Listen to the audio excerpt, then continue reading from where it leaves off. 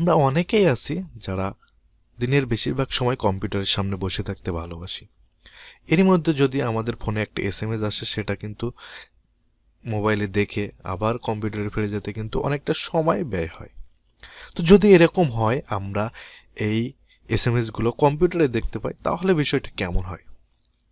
So বন্ধুরা, আজকে আমরা এমন একটি প্রসেস দেখব যেটার মাধ্যমে আমরা মোবাইলের এসএমএসগুলো কম্পিউটারে দেখতে পাবো এবং সেখান থেকে সরাসরি রিপ্লাইও দিতে পারবো।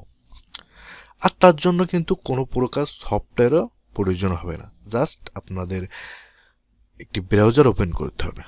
তো ভিডিওটা আর বেশি বড় না করে চলুন আমরা শুরু করি। বন্ধুরা, আমরা আমাদের মোবাইল স্ক্রিনটি ওপেন করে নিলাম। এখন আমাদের যে কাজটি করতে হবে, শুধু চলে যেতে হবে গুগল প্লে স্টোরে।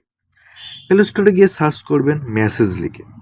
মেসেজ লিখে সার্চ করলে আপনাদের সামনে কিন্তু অনেকগুলো অ্যাপস চলে আসবে।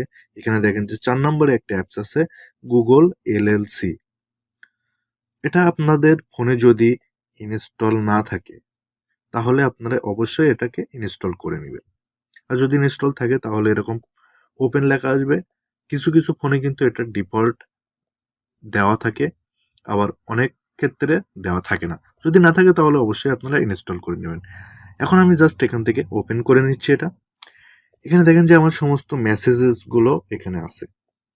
এখন আমার যে কাজটি করতে হবে, এই যে 3 ডট একটি আইকন আছে, এখানে ট্যাপ করার পরে প্রথম যে অপশনটি আছে এখানে চলে যাবেন।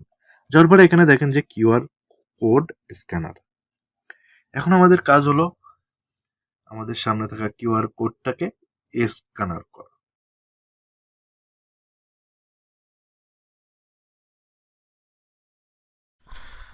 সো বন্ধুরা, এখানে দেখতে পাচ্ছেন আমাদের সামনে কিন্তু আমাদের মোবাইলে থাকা সমস্ত এসএমএসগুলো চলে আসছে। এখন আমাদের যে কাজটি করতে হবে, এখান থেকে ইয়েস দিয়ে দেবেন। এখানে ইয়েস অপশনটা দিয়ে দিলে আপনাদের যে কাজটা হবে, এটা কিন্তু সেভ হয়ে থাকবে। আপনারা যে কোনো সময় পিসি অফ করে আবার অন করলেও কিন্তু, যদি আপনারা এই লিঙ্কে প্রবেশ করেন, তাহলে কিন্তু অটোমেটিক্যালি আপনাদের এই এসএমএসগুলো চলে আসবে। তখন কিন্তু আবার আপনাদের এই স্ক্যান করা লাগবে না। সো বন্ধুরা, এভাবে কিন্তু আপনারা এটা কম্পিউটারে দেখে নিতে পারবেন। তো আমরা যদি এখান থেকে ওপেন করি এসএমএসগুলো, আমরা কিন্তু এখানে দেখতে পাবো।